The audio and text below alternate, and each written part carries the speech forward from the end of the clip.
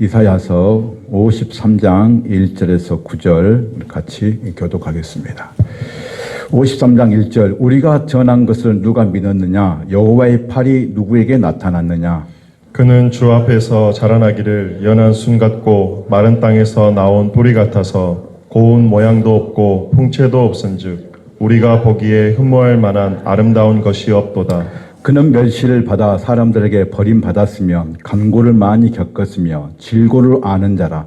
마치 사람들이 그에게서 얼굴을 가리는 것 같이 멸시를 당하였고 우리도 그를 기이 여기지 아니하였도다. 그는 실로 우리의 질고를 지고 우리의 슬픔을 당하였거늘 우리는 생각하기를 그는 징벌을 받아 하나님께 맞으며 고난을 당한다 하였노라. 그가 찔림은 우리의 허물 때문이요 그가 상함은 우리의 죄악 때문이라. 그가 징계를 받음으로 우리는 평화를 누리고 그가 채찍에 맞음으로 우리는 나음을 받았도다. 우리는 다 양 같아서 그릇 행하여 각기 제 길로 갔거늘 여호와께서는 우리 모두의 죄악을 그에게 담당시키셨도다. 그가 곤욕을 당하여 괴로울 때에도 그의 입을 열지 아니하였으며 마치 도수장으로 끌려가는 어린 양과 털 깎는 자 앞에서 잠잠한 양같이 그의 입을 열지 아니하였도다. 그는 곤욕과 신문을 당하고 끌려갔으나 그 세대 중에 누가 생각하기를 그가 살아있는 자들의 땅에서 끊어짐은 마땅히 형벌받을 내 백성의 허물 때문이라 하였으리요. 같이요. 그는 강포를 행하지 아니하였고 그 입에 거짓이 없었으나 그의 무덤이 악인들과 함께 있었으며 그가 죽은 후에 부자와 함께 있었도다. 아멘. 예수 그리스도의 마지막 십자가에 달리시기 전에 이 과정을 영상을 통해 보시면서 우리는 무엇을 느끼십니까? 오늘 우리는 너무나 예수 그리스도의 십자가의 흔적이 우리 영혼에 사라져가는 것이 아닌지 두렵기만 합니다. 예수님은 우리의 죄악 때문에 인간으로부터 모욕과 조롱과 치욕과 인간이 감당할 수 없는 무지한 자들부터 채찍을 난도질 당했습니다. 왜 예수님이 십자가에 달려 죽으셨을까요? 왜 죄를 모르시고 죄가 없으신 분이 로마의 형벌 중에 가장 극한 형벌을 감당하셨을까요? 그것은 바로 우리의 죄 때문입니다. 골고다 언덕에 무거운 십자가를 지고 가실 때에 수많은 무리들이 예수님을 향하여 소리치고 십자가에 못 박으라고 외치고 침뱉고 조롱하고 모욕했던 사람들이 누구입니까? 전에 자신의 필요를 채워줄 때는 호산나 호산나를 외치며 다윗의 왕으로 오신 메시아라고 외쳤던 자들이었습니다. 이제는 십자가라는 그 죽음 앞에 이르니까 자신들을 구원해 줄 사람이 아니라고 생각하여 두말 없이 외면하며 십자가에 못 박으라고 하고 있습니다. 이런 모습들이 이스라엘 민족들의 모습이고 오늘 우리의 모습입니다. 저는 오늘 저를 비롯하여 우리 모두가 예수님께서 나를 위해 죽으신 십자가의 그 사랑과 흔적을 알고 깨달아 결코 우리의 마음과 영혼에서 예수님의 십자가 피가 사라지지 않기를 간절히 원합니다. 누가 나를 대신하여 죽을 수 있겠습니까? 나와 아무런 관련이 없는 사람이 대신 죽을 수 있겠습니까? 그러나 2000년 전 예수님은 나를 위해 우리를 위해 십자가에 죽으셨습니다. 도수장으로 끌려가는 어린 양처럼 잠잠히 십자가를 감당하셨습니다. 여러분의 심장에 예수의 흔적, 예수의 십자가가 끝없는 사랑이 그 삶 가운데 살아있기를 간절히 원합니다. 오늘 이 짧은 시간에 예수님에 대한 고난과 죽으심을 다 표현할 수 없을 것입니다. 그러나 조금이나마 왜 나를 위해 십자가에 죽으셔야만 했는가를, 그리고 하나님께서 얼마나 우리를 사랑하셔서 자신의 독생자를 죽음의 형벌로 감당하셨는지를 안다면 예수의 흔적으로만 살아가는 작은 소망이 저와 여러분에게 살아 숨쉴 거라고 저는 확신합니다. 이사야 53장은 우리에게는 너무나 친숙한 말씀입니다. 아주 친숙한데 어쩌면 가장 이해하기 어려울 수 있는 장이기도 합니다. 고난받는 종이신 예수 그리스도에 대한 예언이 구약 성경 어디를 보더라도 풍성하게 담겨져 있습니다. 53장은 하나님께서 인류 구원을 위한 하나님의 위대한 계획을 계시하는 말씀입니다. 예수 그리스도께서 이 땅에 오셔서 이루실 구원의 사역을 가장 선명하게 우리에게 보여주고 있다는 것입니다. 그리스도의 고난과 죽음에 대하여 이렇게 잘 묘사한 성경은 이사야 53장밖에 없습니다. 종교개혁자 마틴 루터는 이 말씀이 너무나 생생하기 때문에 이사야 53장을 암기할 수 있었으면 좋겠다고 말했습니다. 1866년 글을 쓴 독일의 어느 학자는 마치 53장은 예수님이 골고다 현장인 십자가 아래서 쓰인 것처럼 말하고 있습니다. 분명 이사야 53장은 기독교의 복음 신학에 뿌린 것은 분명한 사실입니다. 이사야 선지자는 구약의 메시아, 신학의 그 메시아가 예수 그리스도임을 분명히 말씀합니다. 이사야 선지자는 메시아를 종으로 소개합니다. 우리 같이 한번 읽겠습니다. 이사야 42장 1절, 49장 3절, 52장 13절입니다. 시작. 내가 붙드는 나의 종, 내 마음에 기뻐하는 자, 내게 이르시되 너는 나의 종이요 보라 내 종이 형통하리니 받들어 높이 들려서 지극히 존귀하게 되리라. 아멘. 이 종은 메시아에 초점을 맞추고 있습니다. 그는 고난받는 종으로 오셨습니다. 그러나 십자가의 죽으심으로 지극히 존귀한 자가 될 것을 이사야 선지자는 말씀하고 있습니다. 하나님께서 신종주의로 이스라엘 백성들을 통치하셨습니다. 그러나 제사장 사무엘 때 이스라엘 백성들은 인간에게도 왕이 있어야 된다고 주장합니다. 사무엘은 하나님이 통치하신데 무슨 왕이 필요하냐고 말합니다. 그러나 이스라엘 백성들은 우리에게도 왕이 있어야 한다고 계속 말합니다. 그들은 뜻을 굽히지 않습니다. 사무엘은 하나님께 기도할 때 하나님은 인간의 왕을 세우라고 말씀하십니다. 사무엘이 세운 인간의 왕은 키가 크고 그리고 인물이 좋은 사람을 선택해서 왕으로 세웠습니다. 그 첫 번째 왕이 사울왕입니다. 사울왕은 하나님부터 버림을 받았습니다. 완전히 재앙으로 판명되었고 제사장 직분에 침해함으로 인해 하나님께 버림받습니다. 사울왕은 의로운 왕이 될 수가 없었습니다. 이번에 두 번째 왕 다윗 왕입니다. 다윗 왕은 좋은 왕입니다. 하나님께서도 인정하셨습니다. 그러나 다윗의 가장 큰 실수는 다른 남자의 아내에 간통한 관계를 맺어 여자의 남편은 전투에서 죽게 했습니다. 그 결과 다윗의 삶은 재앙으로 가득 찹니다. 비참한 결과로 다윗의 아들 압살롬의 아버지를 통해서 다윗이 고통을 당한 것을 볼 수 있습니다.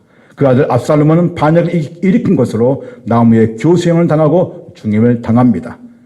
다윗은 하나님께 철저하게 해결을 했지만 그런 오점을 남긴 왕입니다. 이번에는 다윗의 아들 솔로몬의 왕이 세 번째 왕으로 등극합니다. 솔로몬은 처음에는 잘했습니다. 그는 말년에 그는 하나님의 말씀을 거부하고 말씀에 순종하지 않았고 그리고 수백 명의 그 첩을 두었습니다.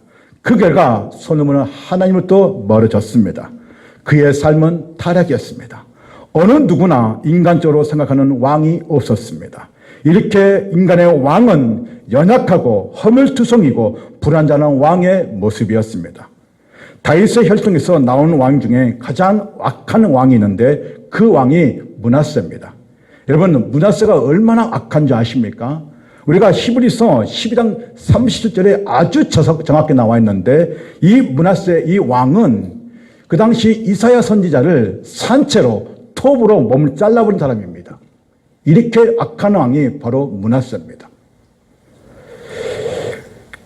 여기서 인간의 왕이 의로운 왕이 있습니까? 모든 왕이 의로운 왕입니까? 인간의 센 왕들은 연약하고 무너진 모습을 보여주었습니다. 그러면 의로운 왕이 어디 있습니까? 인간의 왕은 불완전하고 사악하고 백성들을 생각하지 않고 그리고 인간을 구원할 왕이 없다는 것입니다. 그러나 장차 올 왕은 의로운 왕이 될 것이고 평화의 왕이 될 것이고 통치하는 왕이 될 것이라고 이사야는 말씀합니다. 그러나 이 왕은 장차 올 왕은 의로운 왕이지만 또한 고난을 받는 왕이라고 소개합니다. 그는 자신의 죄 때문에 고난을 받는 것이 아니라 우리의 죄 때문에 나의 죄 때문에 고난을 받게 될 것임을 말씀합니다. 의로운 왕이신 그분은 속량 대속적 죽음을 통해 죄값을 치르게 될 것이며 그로 인해 그가 영광을 받고 그의 백성도 그와 함께 영광을 받게 될 것이라고 이사야 53장은 말씀합니다. 이사야 선지자는 의로운 왕으로 평강의 왕으로 나실 것을 말씀하시면서 그의 왕이 고난을 받게 될 것이라고 말씀하시면서 그의 왕이 영존하시는 왕 그리고 평강의 왕이 될 것을 이사야 9장 6절에 말씀합니다. 이는 한 아기가 우리에게 낳고 한 아들을 우리에게 주신 바 되었는데 그의 어깨에는 정사를 메었고 그의 이름은 기묘자라 모사라 전능하신 하나님이라 영존하신 아버지라 평강의 왕이라 할 것임이라. 아멘. 그분은 평강의 왕으로 오셨습니다. 하나님께서는 이런 악한 세대에 의로운 왕이 고난의 종이 될 것이고 그 왕이 고난의 왕으로 오셨지만 그분은 심판과 회복을 이사야 통해서 약속을 하고 있다는 것입니다. 여기서 우리는 의문이 하나가 있습니다. 왜 하나님께서 자신의 아들 예수를 죽게 하셨는가입니다. 하나님께서 그렇게 하셨다는 것입니다. 성경이 그렇게 말씀하고 있습니다. 이유는 무엇일까? 이사야 53장 10절에 이렇게 말씀합니다. 같이 한번 읽어볼까요? 시작. 그의 영혼을 속건 제물로 드리기에 했습니다. 그래서 속건 제물로 드렸다 이 말은 예수 그리스도의 그 죽음이 인간의 구원의 목적을 이루기 위한 것이라고 말씀을 하고 있다는 것입니다. 그런데 이 아들의 죽음은 하나님의 기뻐하신 뜻이라고 성경을 말씀하고 있습니다. 그 뜻이 성취되었다라고 말씀하고 있습니다. 그게 이사야 53장 10절에 그의 손으로 여호와께서 기뻐하신 뜻을 성취하리로다 했습니다. 그러니까 고난의 왕이 오셨는데 그 왕은 이 땅에 오심으로 인해서 그의 뜻을 하나님의 뜻을 성취하셨다라고 말씀을 하고 있는 것입니다. 그 아들을 통해서 이제 예수 그리스도의 십자가의 그 죽으심과 그리고 그 십자가의 죽으심을 통한 그 은혜가 우리에게 흘러올 때마다 우리가 잊지 말 것은 십자가의 그 죽음은 결코 가볍지가 않다는 것입니다. 십자가의 그 죽으심, 예수님의 그 십자가의 그 죽으심은 어느 누구가 아닌 나를 위해서 그 십자가에 죽으셨다는 것입니다. 이사야는 이런 의로운 왕, 고난받는 왕, 예수 그리스도가 메시아가 온다고 분명히 말했습니다. 그러나 오늘 이사야 54장 1절에 어느 누구도 고난받는 왕으로 의로운 왕으로 오시는데 불구하고 어느 누구도 그 왕을 그 메시아를 믿지 않는다고 말하고 있습니다. 유대인들은 구약에 오실 메시아를 거부하거나 믿지 않았습니다. 그 메시아를 극단적으로 미워하고 불신하고 거부했습니다. 오늘날 이스라엘이 그랬습니다. 이 본문의 장을 이사야 53장을 지금 이스라엘은 어떤 장으로 만들었냐? 유대인들이 읽지 못하도록 금지된 장으로 만들어 버렸다는 것입니다. 그러니까 유대인들은 성경을 갖고 있지만 토라를 갖고 있지만 이사야 53장을 한 번도 읽어보지 못했고 그 장이 있는지도 모른다는 것입니다. 그들은 예수 그리스도를 부인하고 거부하고 모른 채 지금도 살아가고 있습니다. 그런데 그 말씀이 이사야 53장의 1절에 있다는 거예요. 같이 한번 읽어보겠습니다. 53장 1절 시작. 우리가 전한 것을 누가 믿었느냐? 여호와의 팔이 누구에게 나타났느냐? 이 말씀 뜻이 뭐냐면 지금 이사야 선지자가 오실 고난의 왕으로 오실 그분이 우리를 위해서 십자가에 죽으시고 그 십자가에 그 죽으심을 통해서 우리가 구원받았다는 이 말씀의 이 예언이 분명히 전해진데도 불구하고 어느 누구도 이 말씀을 믿지 않았다는 것입니다. 그런데 그 왕이 여호와의 팔, 다시 말해서 권능의 팔, 권능의 능력을 가지고 계신데도 불구하고 이들은 믿지 않고 있다는 것입니다. 사랑하는 우리 주일학교 학생 여러분, 주일학교 학생 여러분, 중고등학생 여러분, 우리를 위해서, 나를 위해서 십자가에 죽으신 분이 누구십니까? 누구십니까? 방금 우리는 영상을 봤습니다. 여러분 그 영상 봤을 때에 그 모진 책짓질을 당하고 있던 그분이 누구십니까? 그러면 그 모진 책짓질, 그 책짓질이 살찌면 찢겨져 나가는, 뽑혀져 나가는, 뼈가 으스러지는 그런 십자가를 당하신 분이 누구십니까? 크게 얘기해 보세요. 누구십니까? 주일학교 학생들 누구예요? 중고등 학생들 누구예요? 근데 그런 예수님 앞에서 우리가 웃을 수 있어요? 우리가 까볼 수 있어요? 이렇게 헛된 예배를 드릴 수 있어요?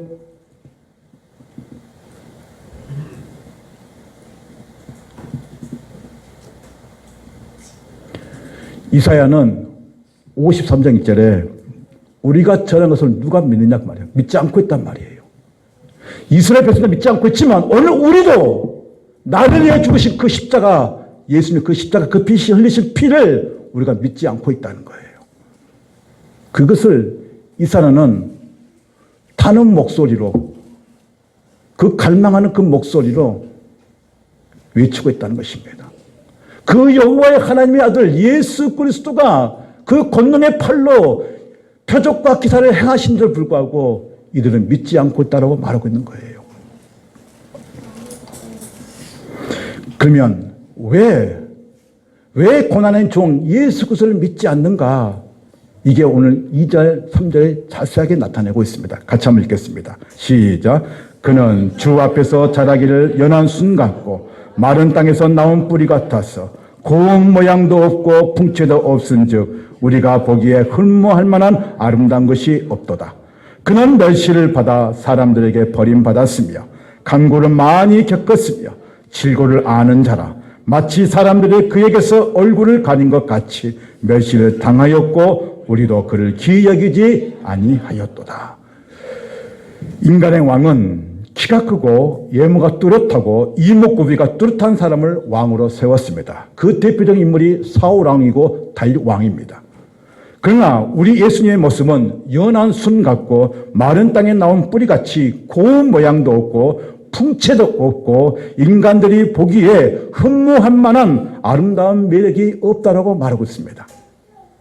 그래서 사람들에게부터 멸시를 받고 간구와 질고를 많이 받았습니다. 그래서 예수님은 사람들부터 멸시를 받았습니다. 그리고 우리는 그 주님을 귀히 여기지 않는다는 것입니다. 사람들은 이분이 우리를 구원할 메시아 구원자로 믿지 않는다고 말하고 있습니다. 왜 그럴까요? 단 하나, 그분의 풍채, 그분의 외모 때문에 이분은 우리를 구원할 메시아가 아니라고 생각했던 것이었습니다. 그렇다면 성경의 이사야 선지자는 53장의 5절에 고난받으신 예수 그리스도를 어떻게 해석하고 있는가, 어떻게 그 의미를 두고 있는가입니다.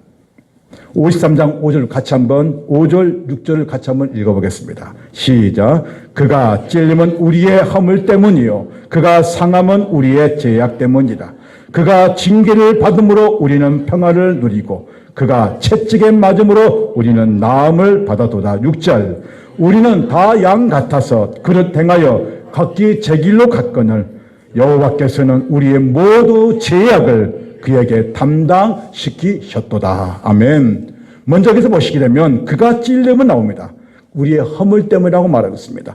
찔렸다는 것은 예수님의 십자가 순환 가운데 대목과 창으로 옆구리를 찔리신 것과 무지한 자들로부터 채찍질을 통해 예수님의 몸이 처참하게 난자된 것을 표현하고 있습니다.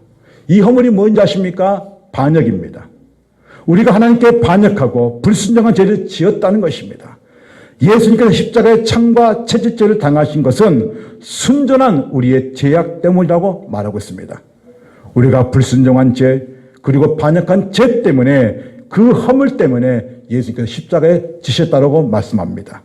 그가 상함은 우리의 죄악 때문이라고 말하고 있습니다. 여러분, 그가 상할 땅은 무슨 뜻입니까? 그것은 예수님께서 친히 그 처참한 모습으로 뼈가 으스러질 정도로 채찍질을 당하셨다는 것입니다. 예수님의 내가 바다의 죄 형벌을 인간적으로 볼 때 흠모할 만한 그 아름답도 없는 그분이 우리를 위해서 대신 지셨다는 것입니다. 그가 징계를 받으심으로 우리가 평화를 누렸다고 말씀합니다. 징계는 죄인을 향한 하나님의 심판입니다. 우리가 바다의 죄의 형벌을 주님께서 대신 담당하셨다는 것입니다. 하나님과 원수되었던 인간들의 죄를 대신하여 그리스도께서 대신 징계를 받으심으로 원수되었던 관계가 평화를 갖게 되었다는 것입니다. 이제 우리는 죄책에서 해방되었고 하나님과 우리 사이에서도 평화를 누리게 되었다는 것입니다. 마지막으로 그가 채찍에 맞음으로 우리는 나음을 받았다고 말씀합니다. 예수님은 로마 병사들로부터 채찍을 당하셨는데 살찜이 찢어지는 그런 장혹한 형벌을 받았습니다. 우리의 죄로 인한 형벌을 대신 받으신 대속의 행위인 것입니다. 우리는 나음을 받았다는 것은 육체의 나음보다 죄로 병든 인간의 영혼이 치유되고 회복되었다는 말씀입니다. 이 말씀에서 고난받는 예수 그리스도의 피가 주는 의미가 무엇일까? 신자로서 우리는 이 말씀의 의미를 주님이 오실 때까지 우리 마음속에 간직해야 합니다.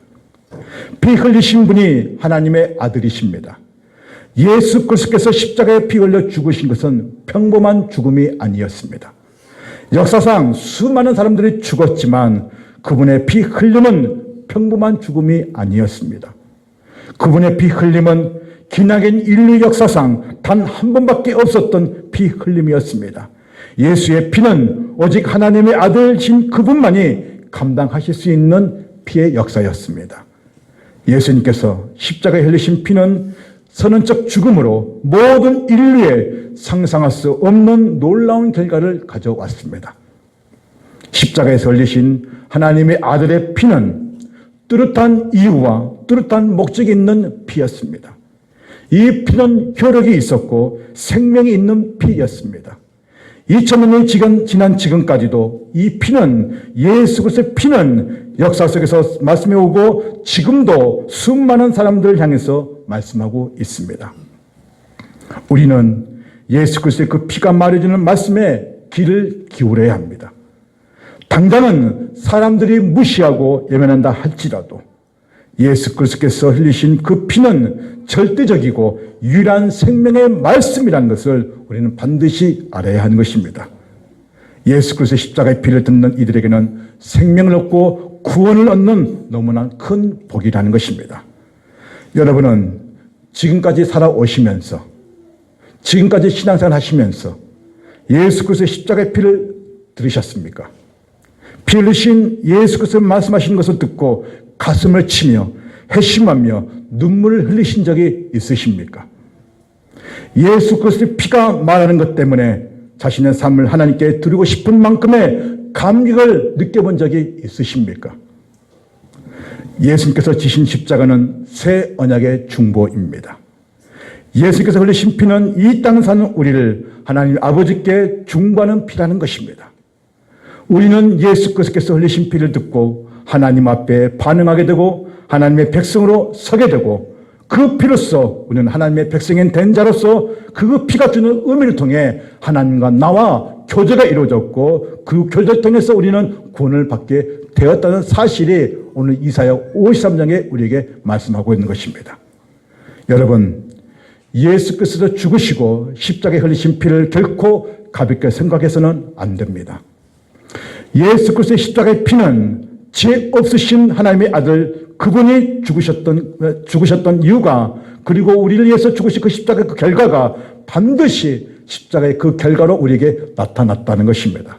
그러면 그 결과가 무엇이겠습니까? 예수 그리스도가 주는 피가 주는 의미가 무엇이겠습니까? 그 첫 번째는 인간을 구원하시기 위한 하나님의 놀라운 계획이라는 것입니다. 다시 정리하겠습니다. 예수님께서 나를 위해 십자가에 죽으신 그 이유의 의미가 무엇이냐? 그 첫 번째는 무엇이라고요? 인간을 구원하시게 하는 것입니다. 인간을 구원하시기 위해서 하나님의 놀라운 계획이라는 것입니다. 인간은 죄로 말미암아 반드시 죽음을 맞게 되어 있습니다. 근데 그 죽음의 끝이 뭐냐면 예수를 믿지 않으면 영원한 형벌을 받게 되어 있다는 것입니다. 근데 그 불구덩이, 그 지옥불로 떨어질 수밖에 없는 그 영혼을 주님의 십자가의 죽으심을 통해서 우리는 천국으로 옮겨져 있게 되었다는 것입니다. 그게 우리에게 주고자 하는 하나님의 구원의 목적입니다. 예수께서 이렇게 말씀하십니다. 누가복음 19장 10절에 인자가 온 것은 잃어버린 자를 찾아 구원함이라고 말씀합니다. 예수는 우리의 영혼을 얼마나 소중히 여기신지를 우리는 알 수 있습니다. 예수님 자신이 십자가에 죽으실 때 내 영혼을 아버지의 손에 부탁하나이다 라고 말씀하셨습니다. 이 땅에서 살아가는 인간들 삶에 가장 소중한 것은 영혼이며 그 영혼이 하나님의 손에 의하여 구원을 받는다는 말씀입니다. 십자가에 흘리신 피는, 우리의 영혼은 내가 십자가에 피 흘린 만큼 소중한 것을 말씀하고 있고, 나의 죽음은 바로 너의 영혼을 살리기 위함이라고 말씀하고 있는 것입니다.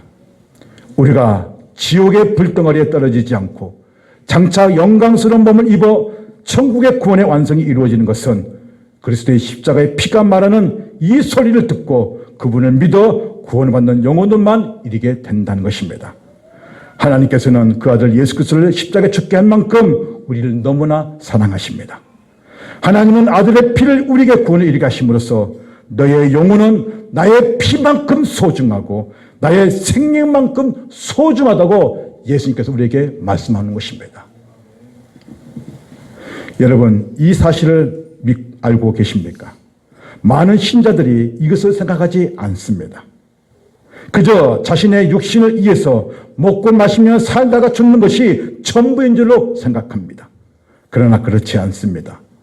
이 세상에 태어나 인간은 모든 영혼이 있고 그 영혼의 육신의 죽음과 상관없이 계속 존재합니다. 우리의 영혼은 하나님의 판단을 받으며 영화롭게 될 몸을 다시 입고 하나님과 함께 영원히 살든지 아니면 영원한 형벌 가운데 있든지 둘 중에 하나를 선택하게 되는 것입니다. 예수 그리스도께서는 이처럼 영원한 결과에 이르게 될 우리 영혼을 위해서 십자가에 피 흘려 죽으신 것입니다. 사랑하는 성도님, 이사야 53장의 말씀은 예수 그리스도께서 받으신 고난의 현장의 모습을 생생하게 우리에게 보여주고 있습니다. 2000년 전 골고다 언덕에 우리가 서 있지 않지만 본문이 그가 찔림과 허물과 징계와 채찍이 우리에게 어떤 의미를 다가오는지를 생생하게 우리에게 보여주고 있다는 것입니다. 마치 우리가 2000년 전 예수님의 십자가에 달리신 그 현장의 자리에 우리가 서 있는 것처럼 이사야 54장 이 말씀은 우리에게 피로 가까워지고 있다는 것입니다. 지금 우리 함께 연합예배를 드리고 있는 주일학교 우리 중고등부 장년분 여러분, 여러분의 영혼의 가치를 반드시 보셔야 됩니다. 만일 여러분의 영혼이 얼마나 귀하고 가치가 있는지를 반드시 알아야 한다는 것입니다. 만약 알지 못한다면 즉시 십자가를 바라보아야 합니다. 그분이 흘리신 피를 보아야 합니다.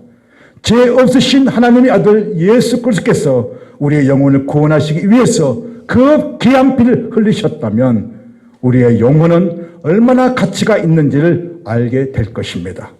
성경의 구원의 문제를 그토록 강조하는 이유는 우리의 영혼이 그만큼 소중하다는 것입니다.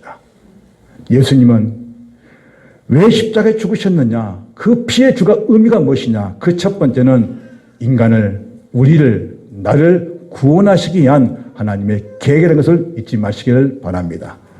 그 피의 의미 두 번째는 무엇이냐? 그것은 우리의 죄를 용서하기 위한 것입니다. 예수 그리스도의 피는 우리의 영혼뿐 아니라 우리가 짓고 있는 죄의 실체가 무엇인지 알게 합니다. 성경은 죄가 인간에게 허락되었던 하나님과 관계를 깨뜨리고 우리에게 사망을 가지고 온 근원입니다. 죄는 가장 큰 복을 앗아간 원수이며 동시에 가장 무서운 결과를 안겨준 원인입니다. 죄는 인간을 종노릇하게 하고 스스로 도저히 거기서 벗어나지 못할 만큼 절대 군주로 군림합니다. 죄가 왜 무서울까요? 죄는 우리의 영혼을 파괴하고 하나님과의 관계를 깨뜨렸습니다. 하나님은 십자가에 달려 죽으신 예수 그리스도를 통해 죄가 얼마나 심각하고 치명적인가를 생생하게 우리에게 보여주고 있는 것입니다. 우리의 죄 때문에, 나의 죄 때문에 하나님의 아들 예수 그리스도께서 십자가에 달려 죽으신 것은 바로 사단의 그 마귀의 원수가 하는 행위였던 것입니다.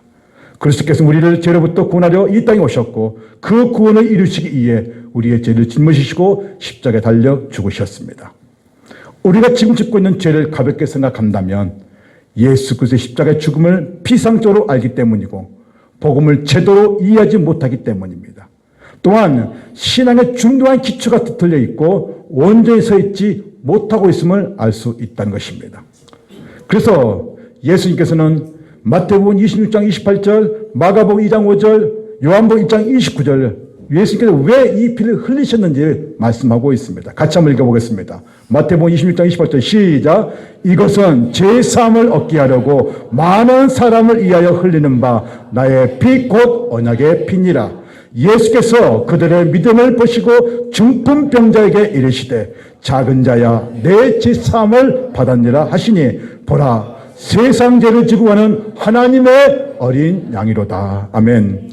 예수님께서는 세상의 죄를 대신 짊어지신 속량의 어린 양이십니다. 자신의 죄를 사하는 권세를 가지셨음을 만찬에 말씀하십니다. 예수님께서 십자가에 흘리신 피가 죄 사함을 근거임을 예수께서 직접 말씀하고 있다는 것입니다. 참된 그리스도인, 진짜 그리스도인은 이 땅에 살면서 자기를 위한 삶이 아니라 살아도 죽어도 주를 위해 살고 죽겠다는 의미가 있는 것입니다. 오늘 우리는 예수 그리스도께서 흘리신 피에 대하여 그 죄가 우리 영혼을 파괴하고 구원에 이르게 하지 못하게 하는 무서운 사망의 원인을 분명히 알아야 됩니다. 이러한 깨달음과 변화가 없는 구원은 진짜가 아닙니다. 구원받는 백성, 구원받는 신자는 예수님의 그 십자가의 그 죽으심을 통한 그 은혜를 반드시 알아야 한다는 것입니다. 만약 그 은혜를 잊어버리거나 모르거나 그리고 그것을 외면한다면 그것은 진짜 그리스도인이 아니라는 것입니다.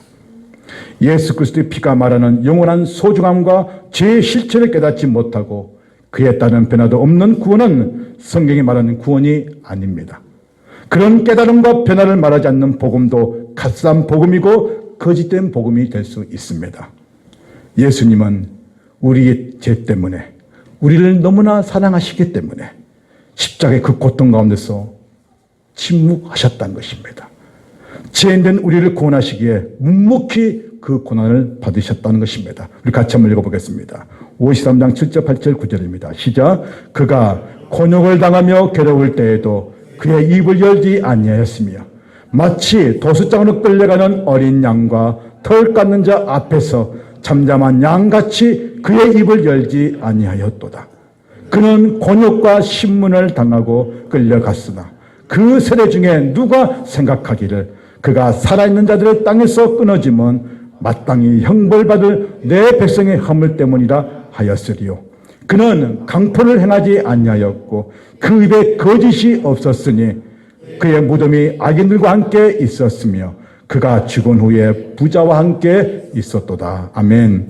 이사야 선자는 예수님께서는 십자가에 달리시기 전 그분의 뜻을 이루기에 자신의 죽음을 알고 도사장에 끌려가는 양처럼 아무 말씀도 변명도 하지 않는 채 묵묵히 십자가의 죽음을 선택하셨고 담당하셨다고 말씀하고 있습니다. 예수님은 그 죽음의 길은 하나님의 뜻에 순종하셨음을 말씀하고 있습니다. 누가 감히 예수 그리스도의 그 죽음을 헛되다 할 수 있겠습니까? 그분의 곤욕과 신문을 당하셨던 것은 인간의 죄와 허물 때문입니다. 인간이 죄를 짓지 않았다면 예수님은 결코 십자가에 죽으실 이유가 없었습니다. 나라는 존재를 살리시기 위해 그분은 십자가를 담당하셨던 것입니다.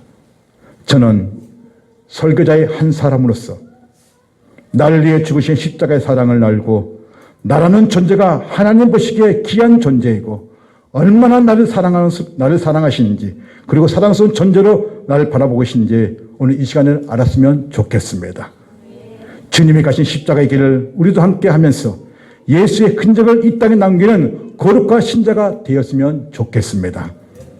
말로 형언할 수 없는 피 묻은 주님의 그 십자가 한낱 기억으로만 추억으로만 끝나는 것이 아니라 이 십자가의 그 사랑이 우리 주일학교, 우리 중고등부, 그리고 장년에 이르기까지, 그리고 청년대학에 이르기까지 가슴 깊이 새겨졌으면 하는 바람입니다. 우리의 삶이 결코 헛된 삶을 사는 존재가 아니라 그냥 왔다 가는 한 줌의 흙으로 끝나는 존재가 아니라 이 땅에서 비록 인간들에게 이름을 남기지 못한다 할지라도 예수 그리스도의 충성됨을 통해 인정받는 성도가 되시길 주님의 이름으로 축원드립니다.